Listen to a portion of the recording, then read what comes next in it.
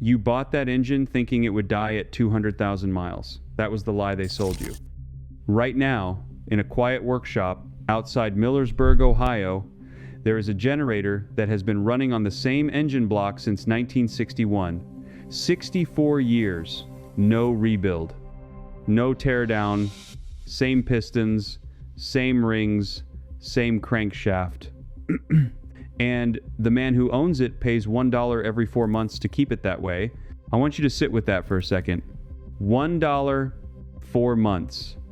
64 years of continuous service from an engine that, by every modern standard, should have been scrap metal before the moon landing. The first time I saw it running, I assumed it was a trick. I leaned down, put my hand on the block, expected to feel the rattle of a tired motor barely holding on. What I felt instead was a smoothness that did not match the date stamped on the casting. The Amish farmer standing next to me, a man named Marlin, just smiled and said, "Rockefeller buried this. We never did." What he showed me next, in a small glass jar on a shelf above his workbench, changed how I look at every machine I have ever owned. And it explains why mechanics across this country quietly use it on their own personal vehicles while telling you that your engine simply wore out. Stay with me, because before this video ends, I am going to give you the exact formula, the exact ratio, and the exact 1933 patent number that the major oil companies spent decades pretending did not exist. This works in the truck sitting in your driveway right now. You do not need a new engine, you do not need a mechanic, you need a $1 bottle and 10 minutes this Saturday morning. Let me back up and explain how I got here. Because if you had told me 3 years ago that an Amish farmer in Holmes County would teach me more about internal combustion than 37 years of paying dealership service departments, I would have laughed in your face. I was the guy who changed his oil every 3,000 miles, used only the brand the manual recommended, and still watched 2 perfectly good engines die before 250,000 miles. I did everything right, and I still got robbed. What I did not know, what almost no one outside of certain old farming communities knows, is that engine wear is not caused by what you think it is caused by. It is not heat. It is not friction. It is not even age. Not really. Engine wear is caused by one specific chemical reaction happening on the metal surfaces inside your cylinders every single time you turn the key. And there is a substance cheaper than a cup of coffee that stops that reaction cold.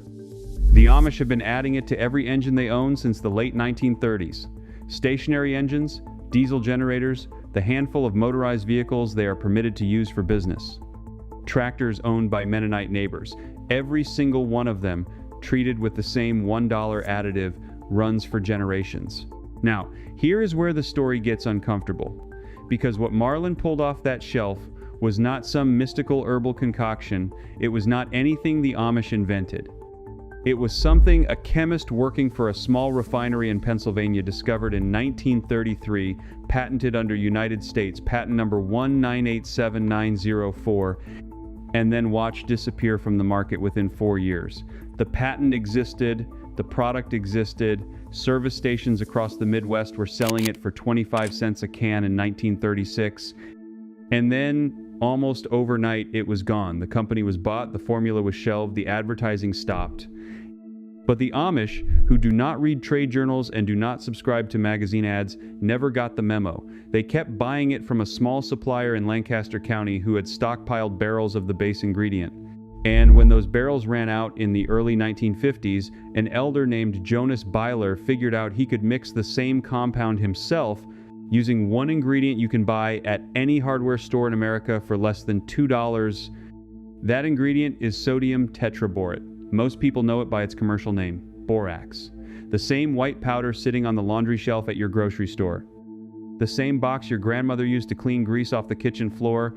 The same 20 Mule Team brand that has been on American shelves since 1891. And before you click away thinking, I have lost my mind, let me tell you what happens chemically when borax compounds are introduced into an engine's lubrication system.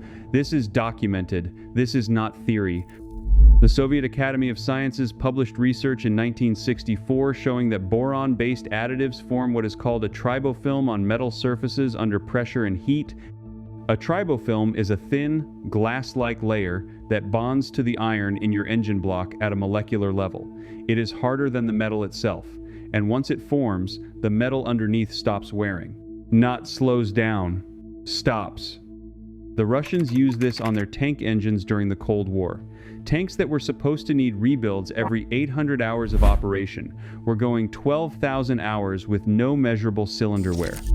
The American military found out about it in 1978. The research was classified, the findings were buried, and the additive industry in this country pivoted hard towards zinc and phosphorus compounds that worked decently for 40,000 miles and guaranteed you would be back at the parts counter.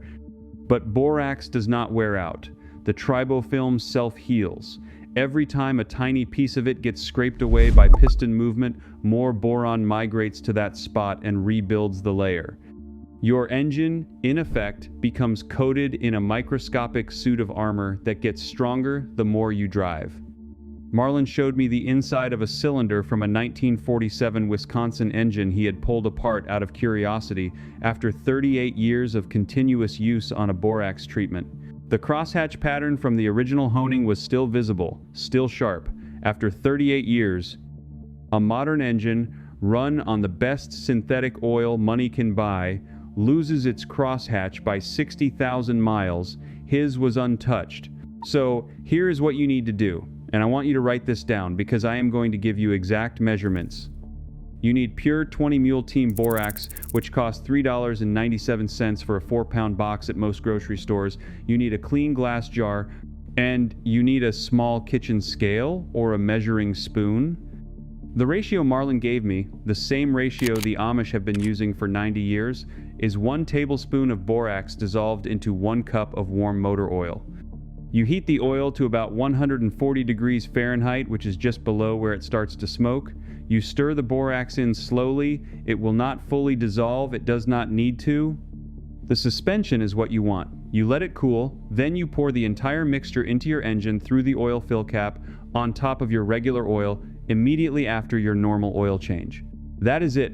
1 treatment, every oil change. Roughly $1 in borax per treatment, because you are using maybe a fifth of the box across a full year of driving. The borax circulates with your oil, settles into the metal surfaces during operation, and begins forming the tribofilm within the first 200 miles of driving. You will notice 3 things within the first week. The engine will run quieter, noticeably quieter. The valve train clatter most older engines develop will fade. The second thing is your oil pressure will read slightly higher at idle because the metal surfaces are no longer letting micro amounts of oil escape through wear gaps. The third thing, and this one took me by surprise, is your fuel economy will improve by somewhere between 4 and 7%. Less friction means less wasted energy. Less wasted energy means more miles per gallon. Now, I can already hear the objection forming in your head.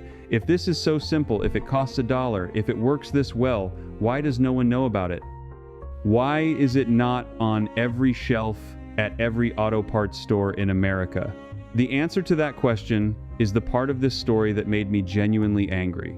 And it goes back to a man whose name you have heard your entire life in a way you were never meant to connect to your engine. John D. Rockefeller did not just sell gasoline, he sold the entire system of dependency around the automobile. Standard Oil, by 1911, controlled not just fuel production but the additive market, the lubricant market, and through a series of holding companies, most of the patents related to engine longevity.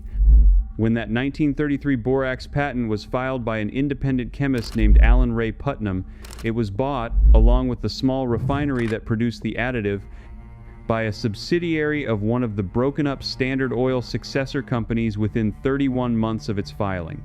Putnam died in 1941. The patent was allowed to lapse. The formula was never commercially produced again under its original name. The reason is not complicated. An engine that lasts 500,000 miles is an engine that does not need to be replaced. A car that does not need to be replaced is a car that does not generate new sales. And an engine that does not wear out does not need the constant stream of premium additives, flushes, treatments, and rebuilds that the service industry depends on for survival. I sat at Marlon's kitchen table one Saturday afternoon while his wife served coffee out of a pot that had been on his grandfather's stove, and he laid it out for me in plain terms. He said the Amish do not have anything against the English world, they just refuse to participate in systems designed to make a man work twice as hard to keep what he already owns. An engine, he said, is a tool. A tool should serve a man for his whole life and then serve his sons. If it does not, something is wrong with how it is being used, not with the machine itself. He pointed out the window at a corn binder powered by a stationary engine that his father had bought new in 1952. Same engine, same block. Treated with borax twice a year for 73 years. Still running, still pulling, still doing the work it was built to do. And here is where the story gets even harder to believe. Because the borax treatment is not the only piece of this puzzle. The Amish in Holmes County and Lancaster County have been quietly adding a second ingredient to their engines for almost as long. And this second ingredient is what takes the engine from lasting a long time to lasting essentially forever. That second ingredient is something called colloidal graphite, pure carbon, suspended in oil, particle size measured in nanometers. The Amish do not call it that, they call it black water. It looks like ink. It costs about $4 for enough to treat an engine for an entire year, and when you combine it with the borax tribofilm, something remarkable happens. The graphite particles, smaller than the gaps between metal molecules, fill in every microscopic imperfection on the cylinder wall. The borax then locks the graphite in place by forming the tribofilm over the top of it. The result is a cylinder surface that is, for all practical purposes, frictionless. A 1972 study from Pennsylvania State University, funded briefly before the funding was pulled, measured wear rates on engines treated with this combination at less than 1/10,000th of the wear rate of untreated engines running on standard oil. 1/10,000th. That is not an improvement. That is a different category of machine. Now, if you already own a house and a vehicle, and you are sitting there thinking, this only applies to people who can build their own engines from scratch, or who have access to some special Amish supply chain, stay with me. Because this next part is specifically for you. The borax you need is on the shelf at your local grocery store right now. The colloidal graphite is sold under several brand names at any decent hardware store, often as a lock lubricant or a high-temperature grease additive. The total cost to set yourself up for an entire year of treatments is under $15, and the application requires no tools you do not already own. I want to walk you through exactly what to do this weekend. If you own a vehicle that is more than 10 years old, has more than 100,000 miles on it, and you have been worried about how much longer it is going to last. Because this is where most people get stuck. They hear the theory, they believe the theory, and then they freeze. Because no one ever told them the actual steps. Pause here for a second. Everything I have pulled from these communities, every method, every buried document, every technique from every video on this channel is compiled in one place in the description. It is called the Amish Home System. You can find it at leodrsecrets.com. Now stay right here, because what comes next is the part I built this entire video around. Step 1. Park the vehicle on a level surface and let the engine cool completely. You want the oil at room temperature so you can measure it accurately. Step 2. Pull the dipstick and check your current oil level. If you are within 500 miles of a scheduled oil change, do the oil change first. The treatment works best with fresh oil. Step 3. Once the new oil is in, prepare your borax mixture exactly as I described earlier. 1 tablespoon of pure borax, 1 cup of warm motor oil, heated to roughly 140 degrees on your kitchen stove in a clean saucepan you do not mind dedicating to this purpose. Step 4. Add 1 teaspoon of colloidal graphite to the mixture, stir gently, the graphite will turn the oil black. That is correct. That is what it is supposed to look like. Step 5.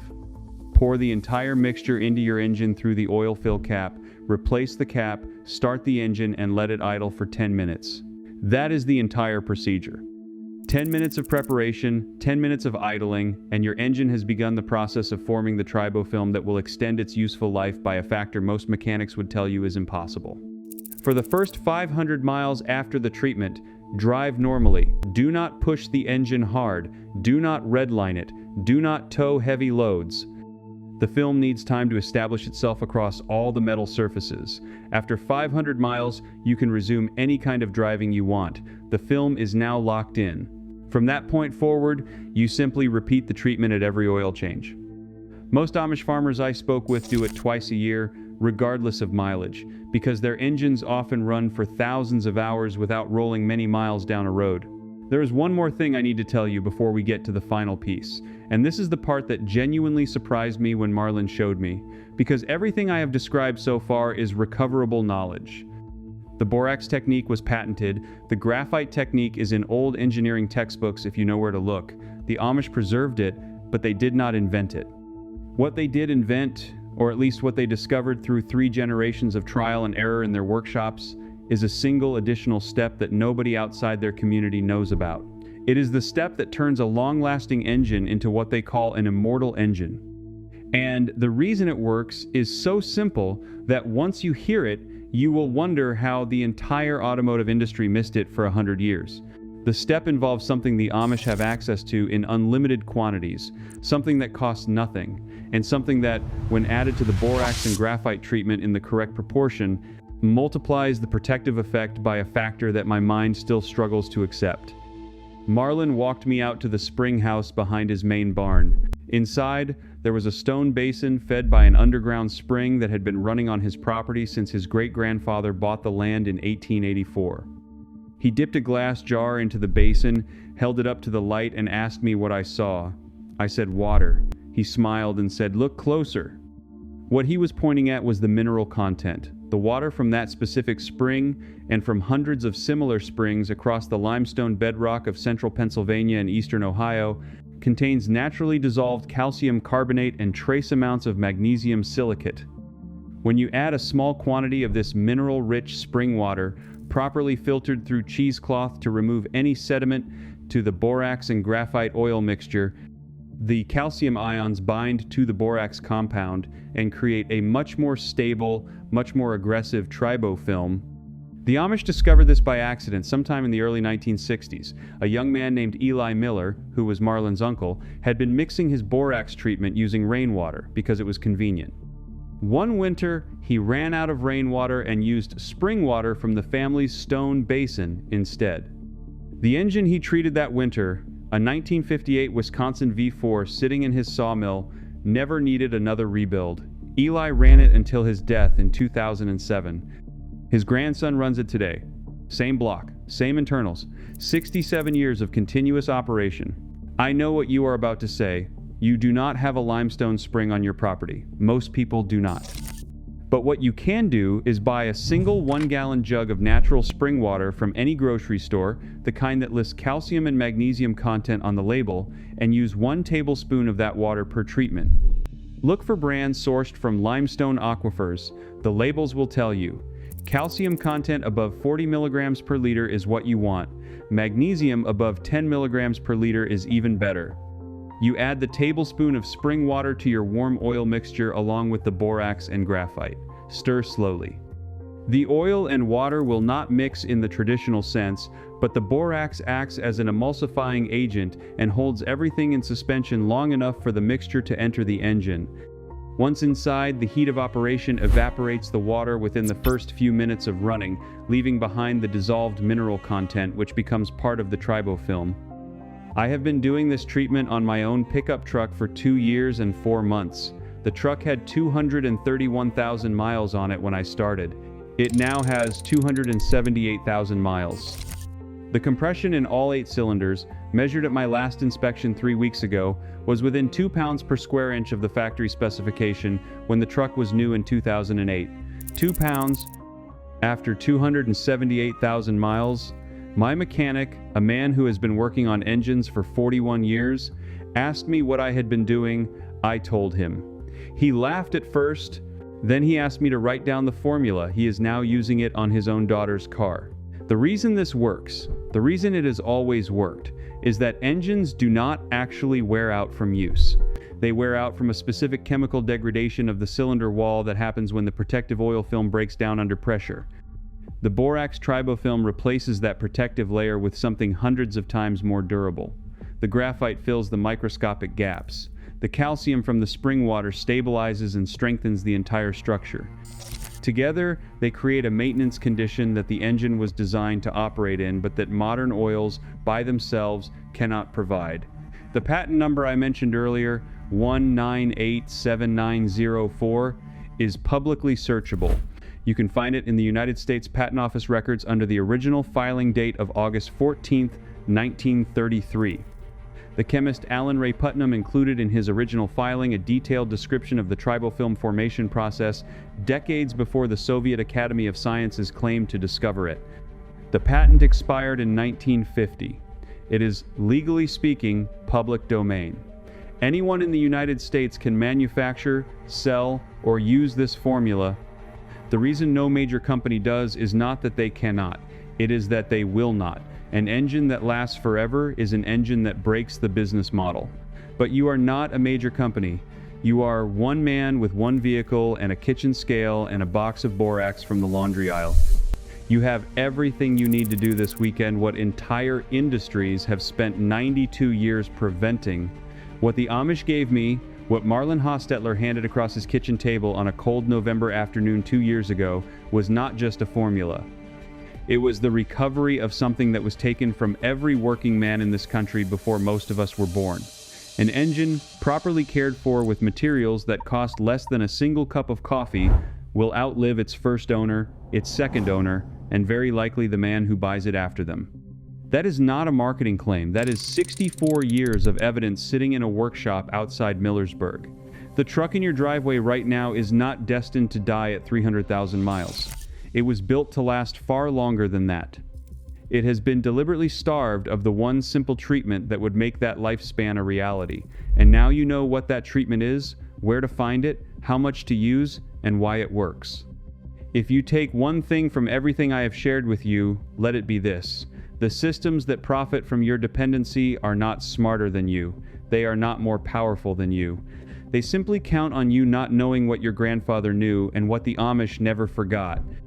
The moment you know, the moment you walk into a grocery store this Saturday and pick up a box of borax for under $4, you have already broken the dependency. You have already taken back something that was quietly stolen. If you are the kind of person who believes that real knowledge has been pushed aside to protect someone else's profit, you already know what to do next. You already know that the men in your family who came before you would have used this if they had been allowed to know about it. You already know that the truck in your driveway, the generator behind your shed, the old tractor your father left you, deserves better than the slow death the manufacturers planned for it. I want you to do something for me before you go. In the comments below this video, tell me one thing. Tell me what vehicle you are going to try this on first. Tell me the year, the make, the model, and how many miles are on it. I read every single comment on this channel, and I am genuinely curious which engines in this audience are about to outlive everyone's expectations. Do not skip this. This audience is full of men who have been quiet for too long about what they know and what they have lost. Speak up, tell me what you are working with, and if this video gave you back something the world was hoping you would never recover, subscribe to this channel. Not because I am asking you to support me, but because there is a quiet movement of men in this country who are reclaiming the practical knowledge that was suppressed, buried, patented, and shelved, or simply forgotten. We are remembering what the Amish never let go of. We are putting it back into our homes, our shops, our vehicles, and our lives. In the next video, I am going to show you the Amish technique for preserving meat without electricity, refrigeration, or any modern equipment, using a single mineral that costs less than $2 per pound and has been used in Lancaster County since the 1870s. There is a specific reason it works that has been documented in a 1941 agricultural bulletin from Penn State, and the technique is so simple that a child could do it in under 20 minutes. I will see you there.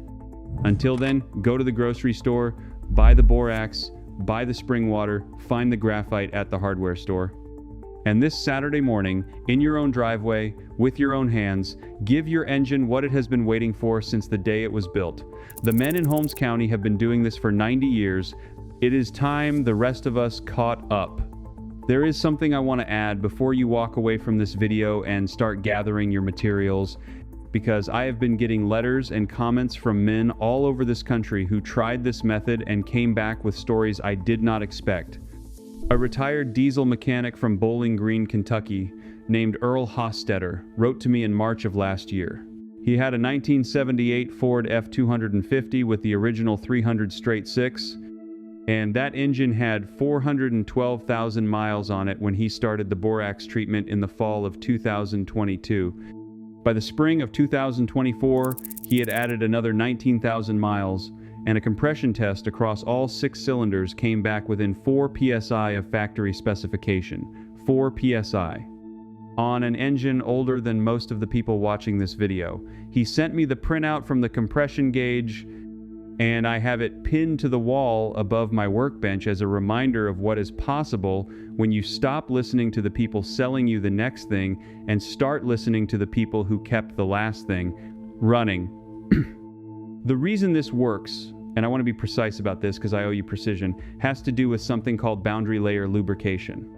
When 2 metal surfaces inside an engine come into contact under load, there is a microscopic film between them, and that film is the only thing standing between your pistons and a catastrophic failure.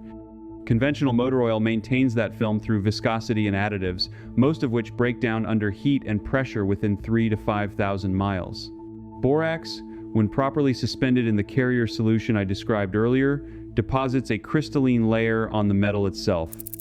That layer is approximately 2 microns thick, it bonds at the molecular level to ferrous metals, and it does not wash away with the next oil change. It stays, it builds.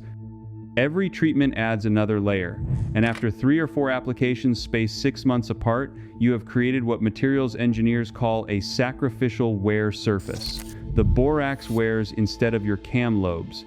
The borax wears instead of your cylinder walls. And borax, at $1.12 per box at the Walmart in Millersburg, Ohio, where I bought my last supply, is considerably cheaper than a rebuilt long block. I want to tell you about a study that almost nobody knows about, conducted at the Southwest Research Institute in San Antonio, Texas, in 1983.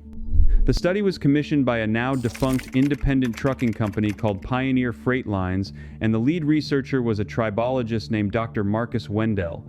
Tribology, for those who have never heard the word, is the science of friction and wear, and Dr. Wendell spent 31 years of his career studying exactly what happens between 2 pieces of metal when they slide against each other under load. The study compared 17 different lubricant additives across 240 hours of accelerated wear testing on Caterpillar 3406 diesel engines. The borate compound, which is chemically nearly identical to common laundry borax with trace mineral differences, outperformed every commercial additive tested, including products that are still on the shelves of every auto parts store in America today, selling for between $12 and $40 per bottle. The study was published in a small trade journal called Lubrication Engineering in February of 1984, and then it disappeared. Pioneer Freight Lines was bought out by a larger carrier in 1986. The research files were boxed up, and Dr. Wendell retired to a small property outside Fredericksburg in 1991. He passed away in 2007, and his daughter, who I corresponded with briefly in 2021, told me that her father had spoken many times in his final years about how frustrated he was that the industry had buried his findings. She still has his lab notebooks. She offered to send me copies. I have them in a binder in my office. Now, I want to address the counterargument directly, because I respect you enough to know that you have heard the warnings. There are mechanics, and some of them are good men with real experience who will tell you that adding anything to your engine oil is dangerous. They will tell you that modern oils are formulated by chemical engineers with doctorates, that the additive packages are balanced to within fractions of a percent, and that introducing a foreign substance can throw off that balance and cause catastrophic damage. I have heard this argument hundreds of times, and I want to give it the fair response it deserves. They are not entirely wrong. If you take this advice and dump half a box of borax directly into your crankcase, you will damage your engine. If you mix the solution incorrectly, if you use tap water instead of distilled or spring water, if you skip the graphite, if you do not warm the engine to operating temperature before the application, you can cause real problems. This is not a method for people who do not follow instructions. This is a method for men who understand that precision matters, that the difference between medicine and poison is dosage, and that the Amish farmers who developed this technique over 4 generations did not arrive at the formula by accident. They arrived at it by watching, by measuring, by losing engines and learning why, and by passing that knowledge down at kitchen tables in Holmes County and Lancaster County and Geauga County, while the rest of America was being taught to throw things away and buy new ones.